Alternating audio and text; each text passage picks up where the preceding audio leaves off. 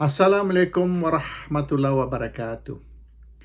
Hari ini, Datuk Zaid Ibrahim berkata, Kerajaan Pusat hutang negeri Kelantan sebanyak 20 bilion ringgit, iaitu duit royalti minyak sebanyak 5% yang tidak dibayar hingga ke hari ini.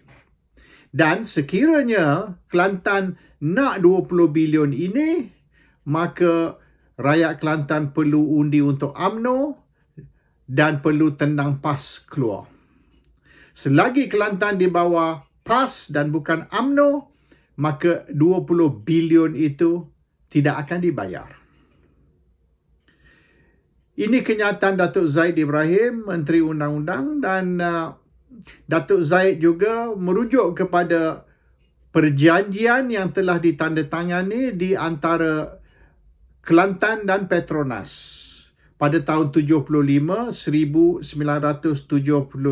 di mana semua negeri di Malaysia, bukan saja Terengganu, Kelantan, Sabah, Sarawak, semua negeri di Malaysia yang mempunyai minyak ataupun gas akan terima 5%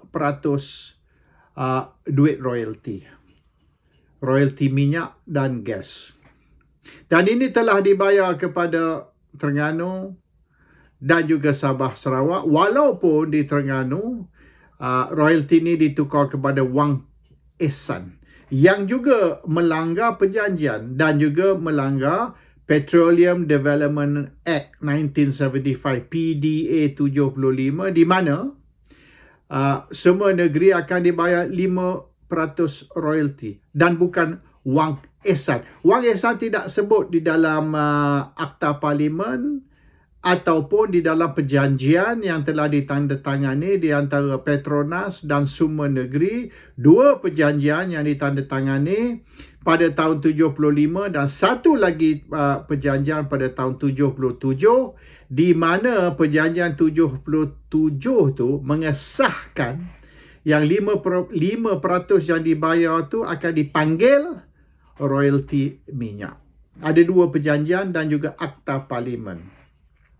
Jadi, berdasar kepada kenyataan Datuk Zaid Ibrahim, ini boleh dianggap sebagai satu jenayah oleh kerana rakyat Kelantan diugut bahawasanya selagi mereka undi untuk PAS dan mereka tidak undi untuk UMNO, maka Kelantan tidak akan terima sebanyak 20 bilion yang Kerajaan Pusat hutang Kelantan, dan juga apa-apa royalti minyak yang akan datang untuk berpuluh ke 100 tahun akan datang.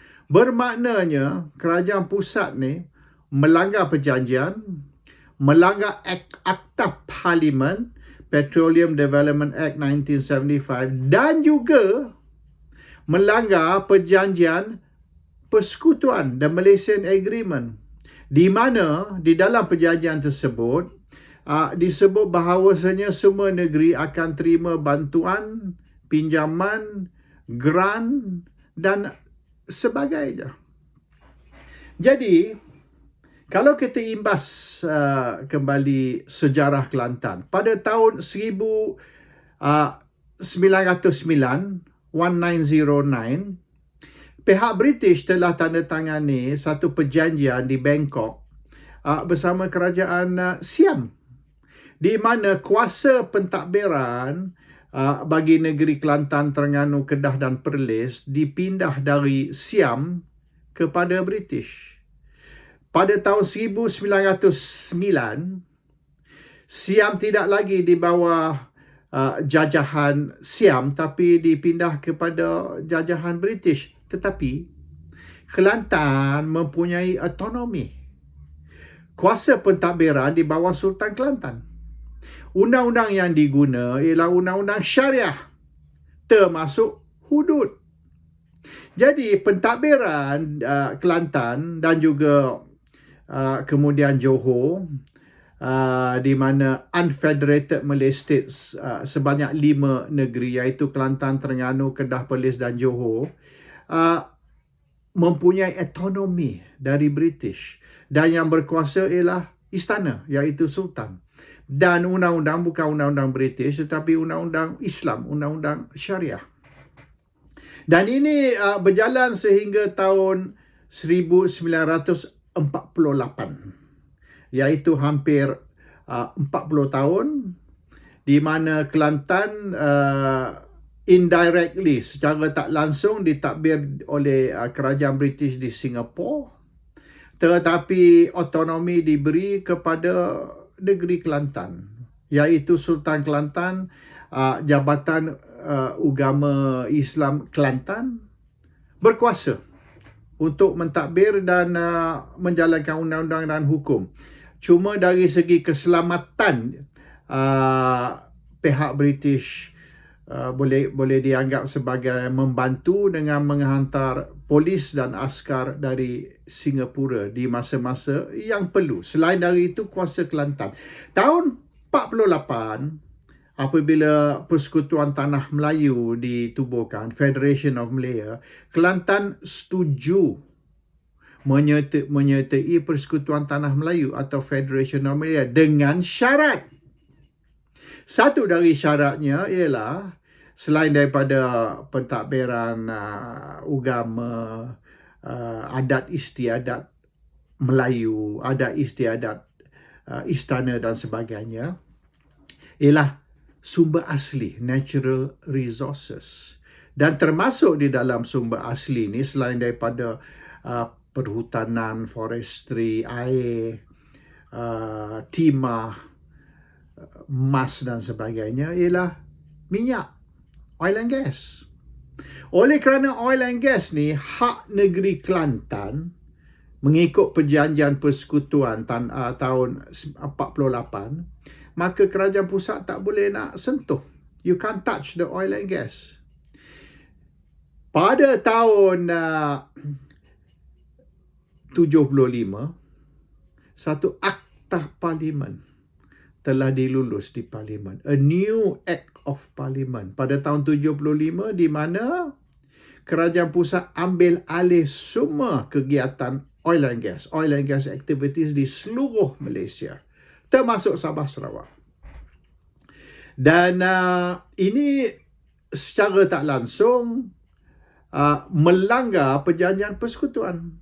Oleh kerana the Federation Agreement, perjanjian persekutuan, mengatakan oil and gas ni hak negeri. Macam mana kerajaan pusat nak ambil alih apa yang dianggap hak negeri? Jadi mereka luluskan satu Akta Parlimen supaya mereka boleh pindah perjanjian yang telah ditandatangani pada tahun 48. Tetapi di dalam akta tersebut, mereka terpaksa beri balik 5% kepada negeri. Jadi mereka tak boleh ambil lah 100%. Mereka ambil 95%. 5% diberi balik kepada negeri.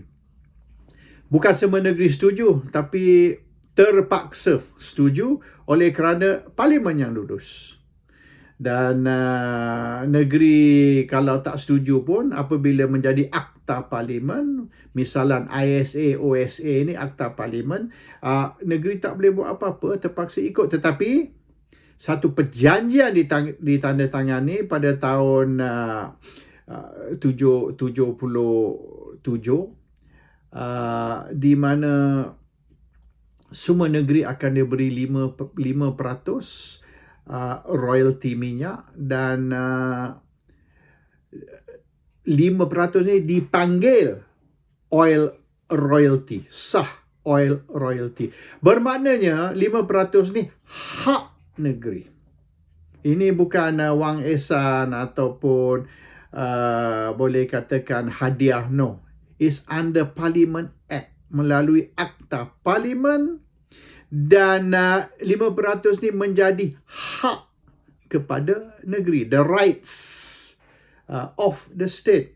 Jadi dengan Kelantan dinafikan bayaran 20 bilion, bermaknanya Kelantan dinafi hak, is the right. You are denying Kelantan the right.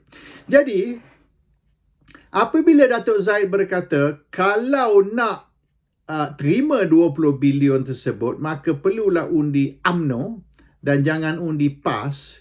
Bermaknanya Datuk Zaid memberi gambaran yang Kelantan akan dinafi hak selagi mereka tak undi untuk UMNO, dan kalau mereka nak hak mereka, maka kena tendang PAS keluar dan undi untuk UMNO.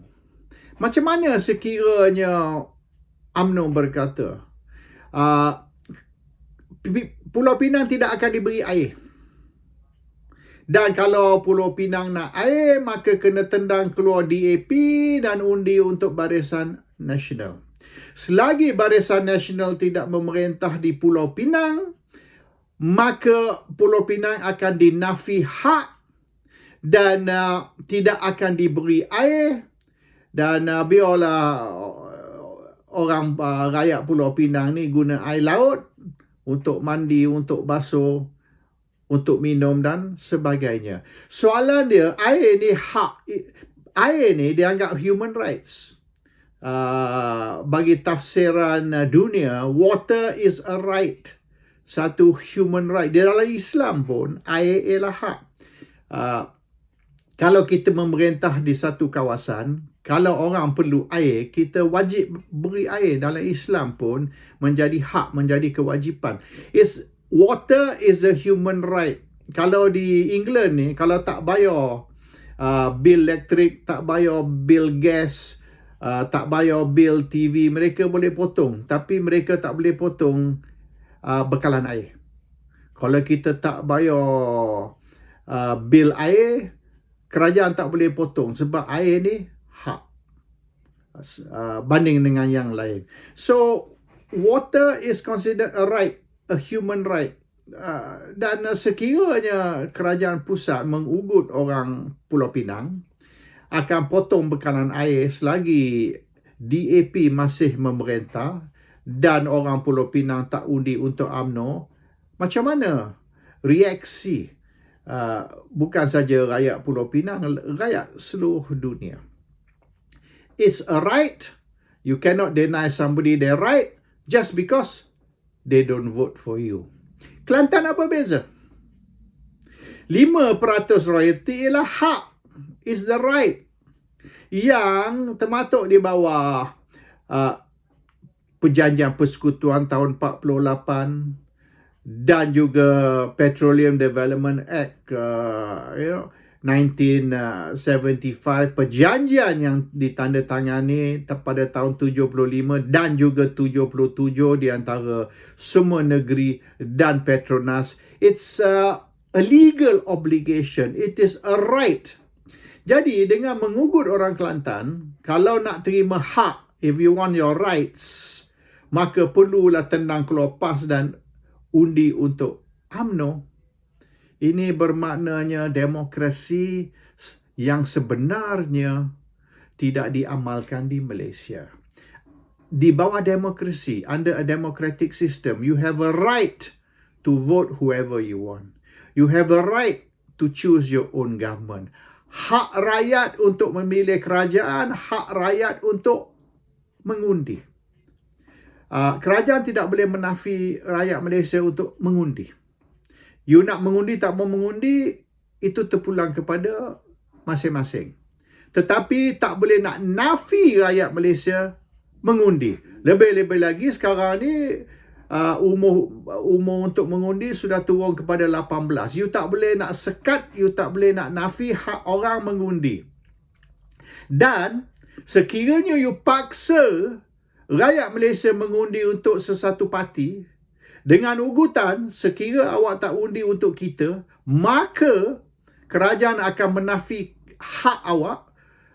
Kerajaan akan deny you your rights selagi awak tak undi untuk saya. Itu bukan saja satu boleh katakan jenayah di bawah undang-undang Malaysia, election law, di mana you ugut dan paksa orang mengundi, is a violation of the election law, tetapi juga ia melanggar prinsip, the spirit of democracy. Secara tak langsung, Datuk Zahid Ibrahim telah mengaku bahawasanya kerajaan Malaysia, UMNO, Barisan Nasional tidak mengamalkan demokrasi. Assalamualaikum warahmatullahi wabarakatuh.